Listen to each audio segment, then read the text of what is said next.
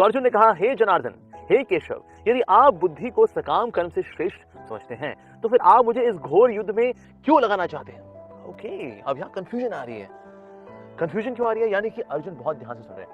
अगर कोई व्यक्ति बहुत ध्यान से सुनता है तो उसके बाद क्वेश्चंस आते हैं, डाउट्स आते हैं। श्री प्रभुपाद बोला करते थे, asking questions is sine of intelligence, कि बुद्धिमत्ता का लक्षण होता है सवाल पूछना। तो सवाल पूछ रहे हैं, भगवान ये मैं समझ नहीं पा रहा, आप क्या चाहते हैं? आप मुझको युद्ध में लगाना चाहते हैं?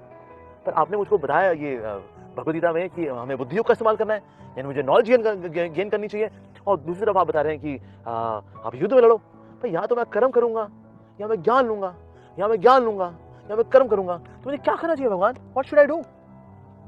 सो अर्जुन की कंफ्यूजन है, either there can be knowledge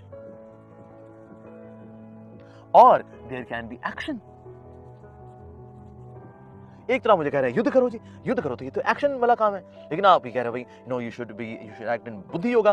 तो मैं बुद्धि योग में कार्य करूं या कार्य करूं, मैं क्या करूं भगवान? What should I do? तो वो म्यूचुअली एक्सक्लूसिव लेके चल रहे हैं कि या तो ये या वो। भगवान मैं ना बहुत कंफ्यूज हो गया। तो बेसिकली अब भगवान उनकी कंफ्यूजन दूर करने वाले हैं कि क्या नॉलेज और एक्शन साथ चल सकते हैं या नहीं। ओके, तो आगे बढ़ते हैं, इसी कंफ्यूजन को दूर करने के लिए देखते हैं भगवान इसमें क्या जवाब देते हैं।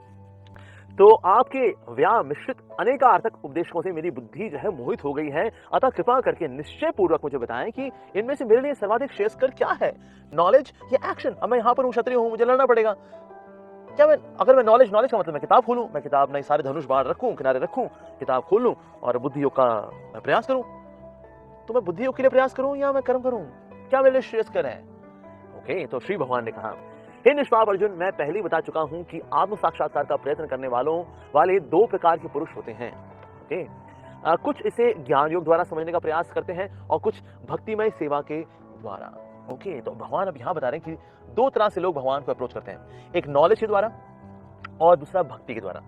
अब नॉलेज के माध्यम से वाला क्या होता है, नॉलेज से व्यक्ति को थ्योरेटिकल क्लैरिटी आती है कि ना लाइफ में एक्चुअली करना क्या है। उसके बाद जब वो भक्ति में कार्य करता है, भक्ति मतलब ये नहीं उसके पास नॉलेज नहीं है, ना, भक्ति का मतलब है now the knowledge has come into action. Yes, when knowledge comes into action, that is known as bhakti yoga. That means ये कोई अलग अलग रास्ते नहीं है, इनको जोड़ देना है। जब ये जुड़ जाते हैं तो बन जाता है भक्ति योग।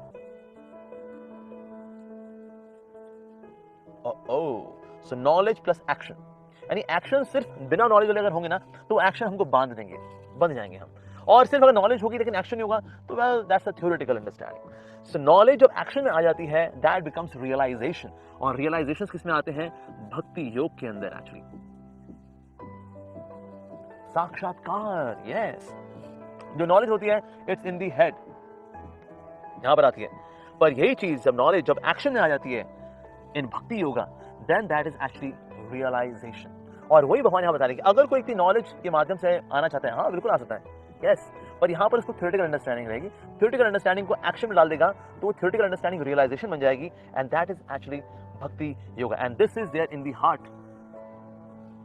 यस, सो दिव्य ज्ञान हृदय प्रकाशित है। जो दिव्य ज्ञान है हृदय में प्रकाशित होता है, जो ज्ञान है वो हृदय प्रकाशित होता है, लेकिन उससे संतोष नहीं मिलता। अगर आप चाहते हैं आपको संतोष मिले और आप चाहते हैं आपको पूरा आनंद आए स्पिरिचुअलिटी का, तो उसके लिए नॉलेज को एक्शन में लेकर के तो आना ही पड़ेगा। तो इसलिए भगवान ये ज्ञान योग के द्वारा समझने का प्रयास करते हैं, और कुछ भक्तिमय सेवा के द्वारा। तो भक्तिमय सेवा वाला क्या होती है? सेवा यहां होती है। तो व्यक्ति जब ज्ञान को प्राप्त करेगा, ओके, और सेवा करेगा, तो ऐसे में उसका ज्ञान बन जाएगा साक्षात्कार। ग्रेट, आगे बढ़ते हैं इसमें। ना तो कर्म से विमुख होकर कोई कर्म फल से छुटकारा पा सकता है, और ना केवल संन्यास से सिद्धि प्राप्त कर सकता है। यानी कि सिर्फ नॉलेज से सिद्धि प्राप्त नहीं होने वाली, सिर्फ एक्शन से सिद्धि प्राप्त नहीं होने वाली। ओके,